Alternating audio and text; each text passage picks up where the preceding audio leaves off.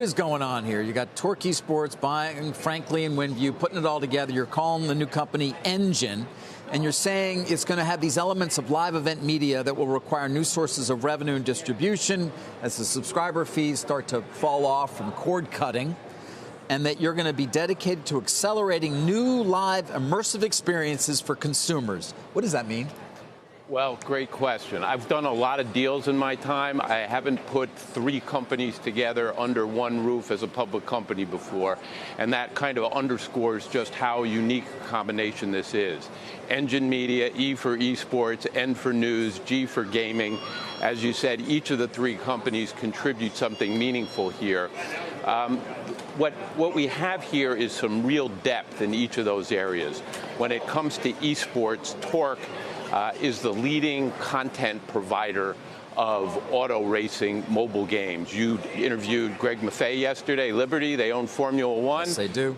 Torque developed the Formula One mobile racing game, which is the biggest free mobile racing game out there.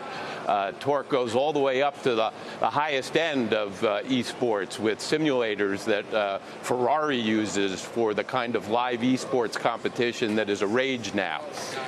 They also have a measurement company that actually measures the analytics of all the esports contests out there that you see on Twitch with millions of people participating. You need data like you do for TV, who's engaged, how, give it to the brands.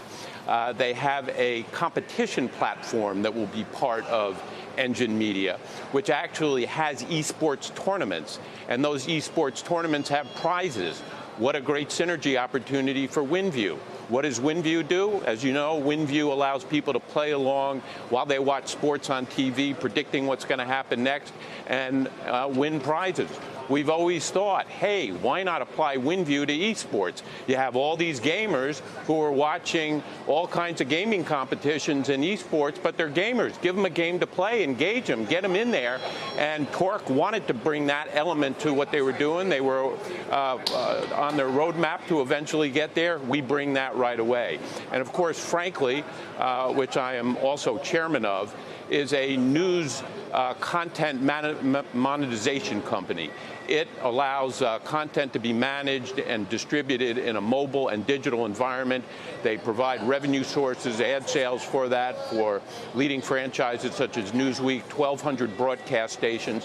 And those stations can provide a very interesting promotional platform in terms of they're looking for additional ways to monetize their inventory, and bringing that into the fold gives a way to promote all this in a way that is an important ingredient. So a lot under one roof. Yeah, there's a lot going on there. All right, but how are you, so the way that you're going to be reaching the consumer specifically in the new company is what? Well, we're going to have direct consumer experiences. WinView directly reaches the consumer by allowing people to watch live sports on television, play through an app that allows you to, say, play a quarter of a basketball game or a quarter of a football game, compete to win prizes.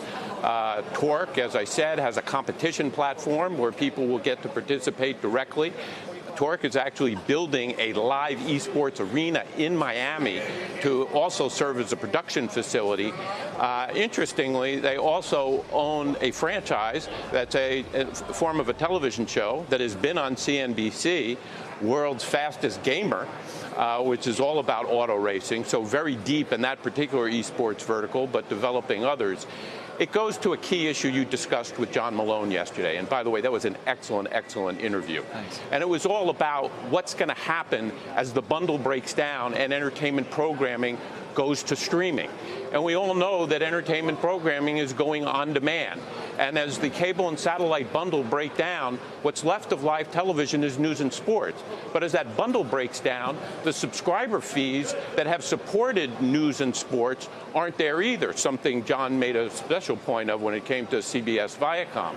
And so you have to think of developing for the industry, not just these direct consumer experiences we have, but a platform for the industry to develop new sources of revenue, be it news or sports or increasingly esports as live media, so that there is a way to support with the rest of the entertainment world and the bundle going elsewhere to Netflix and the streaming services, we have created the first vehicle under one roof for the industry to be able to have those kind of services to support it. So it's a B2B play and a consumer play. I haven't heard you mention games that involve firing a gun at somebody. Is that intentional? Well, WinView is about live sports on television. Most of what Torque does in the content space is auto racing. But its competition platform, a company called UMG, which it's in the process of finalizing its acquisition, does have tournaments that include Fortnite and Call of Duty, but at the same time, NBA 2000. I just wondered if you saw any liability long-term on those kinds of games, depending on how we resolve the gun discussion in this country. Well, that is an issue that will continue to get a lot of discussion, but these kind of tournaments and prizing and what we can bring to it through WinView for broadening the participation, we think will bring a very healthy way for people to engage in that kind of esports. Are we in the earliest days of esports? I guess you think we are. I think we're in the early stages. I think there are different ways that people have looked to participate, team ownership, league ownership. We think we have a really interesting way of allowing people to compete for prizes, but broadening the platform so the millions of viewers of those competitions can equally participate. And that combination of content distribution and measuring the analytics, being the Nielsen of esports, which is a key role of this combined company, we think gives us a data play that frankly also has, by way of between the two companies, over 100 million touch points a month, which is really very substantial reach already that we're building on. For the advertisers. Always amazes me. Stadiums, or at least arenas, filled up with people watching people play video games. Tom, we got to leave it there for now, but I know you're going to join us again soon. Thanks very much for having me. Really appreciate it, guys. Tom Rogers.